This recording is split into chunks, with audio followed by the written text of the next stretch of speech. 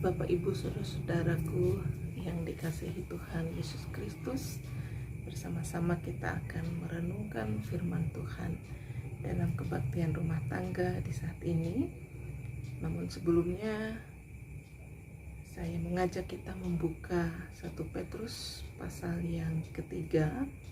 Nanti kita akan baca di bagian ayat yang ke-18 sampai ayatnya yang ke-22. Kita berdoa sebelum membaca Alkitab. Bapa di dalam kerajaan surga, puji dan syukur Engkau begitu baik. Tuhan masih memberikan kami kekuatan menghadapi tantangan kehidupan. Apapun yang menjadi pergumulan tantangan kami percaya Tuhan ada bersama dengan kami. Terkhusus di saat ini, tatkala kami menyempatkan diri untuk dapat beribadah kepada Tuhan melalui kebaktian rumah tangga. Kami ingin mendengarkan suara Tuhan yang akan menjadi kekuatan bagi kami. Tuhan, nyatakan yang terbaik. Kami percaya kuasa Tuhan menolong kami sekalian. Berkati hamba-Mu yang akan menyampaikannya. Kami percaya Tuhan berbicara melalui hamba-Mu.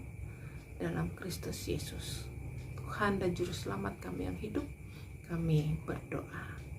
Amin. Saudara-saudara, saya akan membacakan untuk kita sekalian 1 Petrus pasal yang ketiga ayat 18 sampai dengan 22.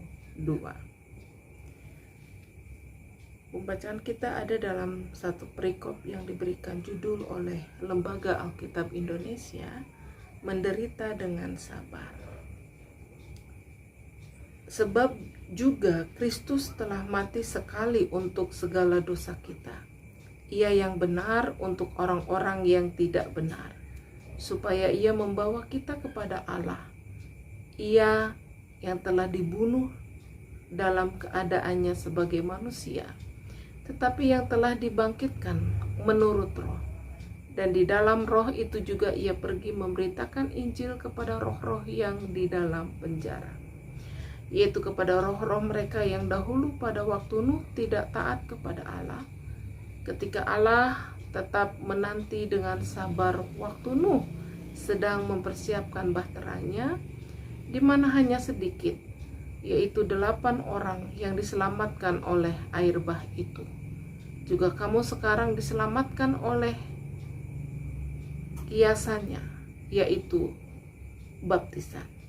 Maksudnya bukan untuk membersihkan kenajisan jasmani, melainkan untuk memohonkan hati nurani yang baik kepada Allah oleh kebangkitan Yesus Kristus yang duduk di sebelah kanan Allah setelah ia naik ke sorga, sesudah segala malaikat, kuasa dan kekuatan ditaklukkan kepadanya.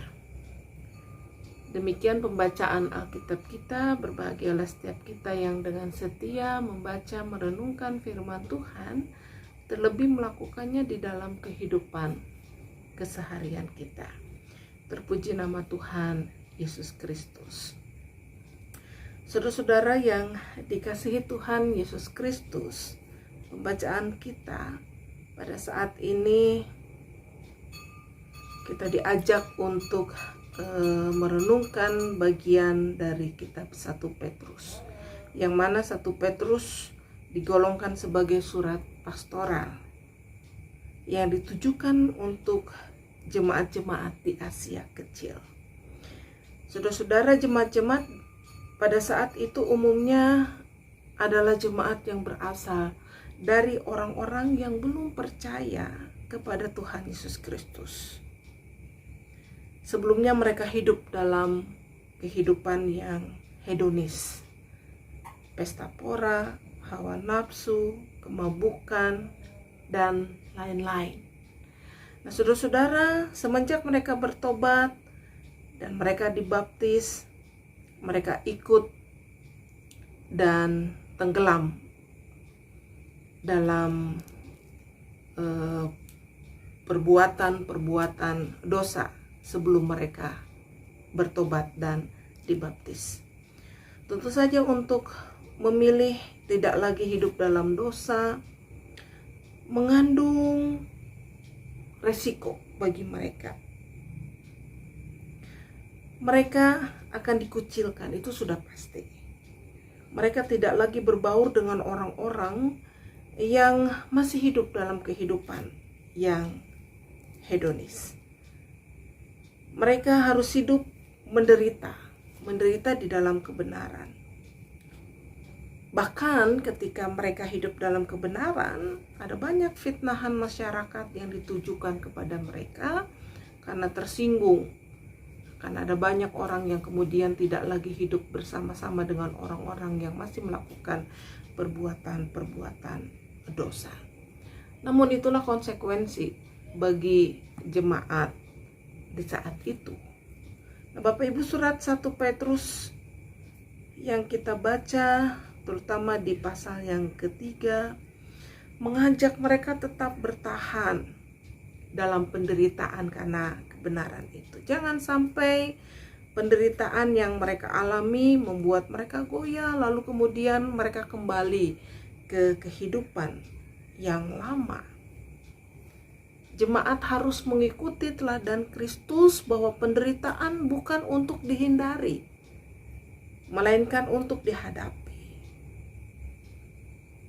Bahkan melalui penderitaan, seorang dapat menangkap makna hidup yang indah, yang tidak akan pernah ditemukan oleh orang-orang yang selalu menghindar dari penderitaan, yang mencari kegembiraan yang semu tapi memang manusiawi. Bapak Ibu, tidak ada satu orang pun manusia yang mau hidup dalam penderitaan. Tapi sekali lagi teladan Kristus menguatkan mereka. Kristus yang mau menderita, dia disalib, dia disiksa oleh orang-orang. Tetapi kemudian makna yang sangat dalam ketika penderitaan Kristus dan bahkan juga bagi kita saat ini, bahwa apa yang kita derita alami dalam dunia ini hanya sementara, sedangkan bertahan untuk terus kuat di dalam mengikut Kristus adalah memperoleh sebuah kehidupan yang kekal. Bapak Ibu, tentu kita ingin bahagia, kita ingin gembira, kita ingin merasakan sukacita yang tidak semu. Oleh sebab itu, tantangan bagi setiap orang yang mengikut Tuhan, tetapi yang justru mengalami tantangan yang hebat ketika berada dalam dunia ini. Kristus adalah satu-satunya yang menghadapi tantangan yang tentu paling berat, dan tidak akan pernah ada orang yang menandingi tantangan penderitaan yang Yesus hadapi. Bahkan saya yakin, saya percaya bahwa kita semua ketika menghadapi tantangan tidak akan pernah seberat yang Tuhan Yesus hadapi di kala itu. Bapak Ibu Saudaraku yang dikasihi Tuhan, kenapa kita begitu yakin? Karena tentu pemeliharaan Allah itu akan terus menjadi kekuatan bagi kita, kekuatan yang tidak akan pernah surut. Gereja masa kini Bapak Ibu Saudaraku, dalam konteks kehidupan yang khas saat ini di tengah pandemi, belum lagi ada bencana-bencana lain yang kita hadapi, banjir, longsor, dan lain-lain Bapak Ibu. Ketika mengalami situasi seperti itu, sangat merasakan, betul-betul merasakan betapa kepedihan, kesedihan. Semua harta benda lenyap, habis, hancur. Yang mengalami pasti berbeda dengan yang tidak mengalami. Tentu Bapak Ibu Saudaraku yang dikasihi Tuhan, makna penderitaan, makna tantangan yang kita hadapi saat ini akan membawa refleksi kepada tiap pribadi kita. Namun satu hal mari kita diingatkan melalui 1 Petrus di saat ini, bahwa sebagai gereja kita jangan pernah lupa akan tugas dan tanggung jawab. Kita tidak bisa cuek, kita tidak bisa abai terhadap situasi yang dihadapi oleh dunia, oleh sesama kita.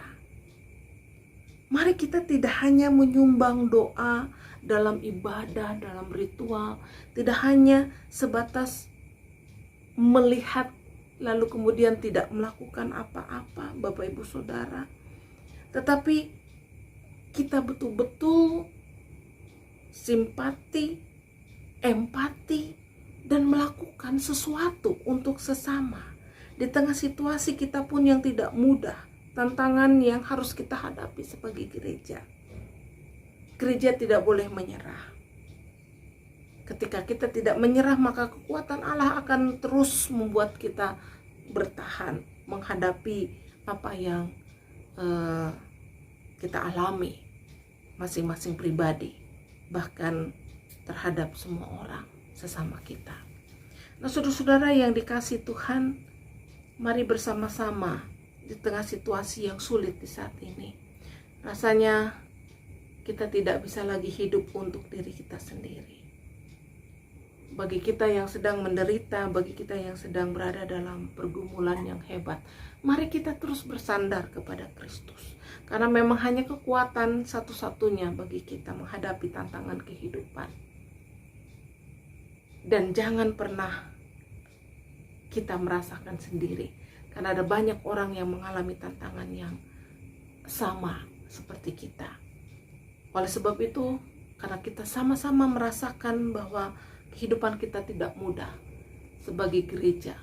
Mungkin kita tidak akan pernah sama seperti jemaat-jemaat di Asia Kecil saat itu yang mengalami keterasingan karena mereka harus hidup dalam kebenaran. Tantangan kita berbeda dari saat ini, tapi biarlah kiranya kita menjadi gereja yang tetap peduli kepada sesama, tidak cuek, tidak abai, tapi betul-betul melakukan sesuatu di tengah kesulitan dan tantangan kita sendiri yang kita hadapi. Tetap menjadi gereja yang waspada, tetap menjadi gereja yang terus bersandar kepada Tuhan, dan menjadi gereja yang tetap merasakan dan berbuat sesuatu bagi sesama kita. Di minggu Prapaskah yang pertama, kita diajak penderitaan Kristus itu luar biasa, dan bahkan kita tidak ada setitiknya dari penderitaan yang Tuhan Yesus alami. Oleh sebab itu yakinlah bahwa Tuhan tetap ada bersama dengan kita di tengah situasi apapun. Tetap kuat dan tetap melakukan yang terbaik bagi Tuhan dan sesama. Tuhan Yesus memberkati kita sekalian. Amin. Kita berdoa. Bapa di sorga, terima kasih untuk cinta kasih-Mu bagi kami. Kami diperhadapkan dengan tantangan kehidupan yang tidak mudah. Namun kami diingatkan melalui firman Tuhan, kami harus terus menjadi gereja bagi sesama kami. Kami terus bersandar kepada Kristus dan kami melakukan segala sesuatu yang terbaik bagi sesama kami sebagai bukti cinta kasih kami kepada Tuhan. Tidak mudah ya Bapa, di tengah keterbatasan kami yang menderita, kami yang hilang harta benda, kami yang sakit, kami yang tidak dapat berjalan, kami yang terbatas, dan ada banyak hal lain keterbatasan kami. Namun kami diajak untuk tetap bertahan sampai pada waktunya kami merasakan kehidupan yang kekal, yang indah, tentu bersama dengan Tuhan.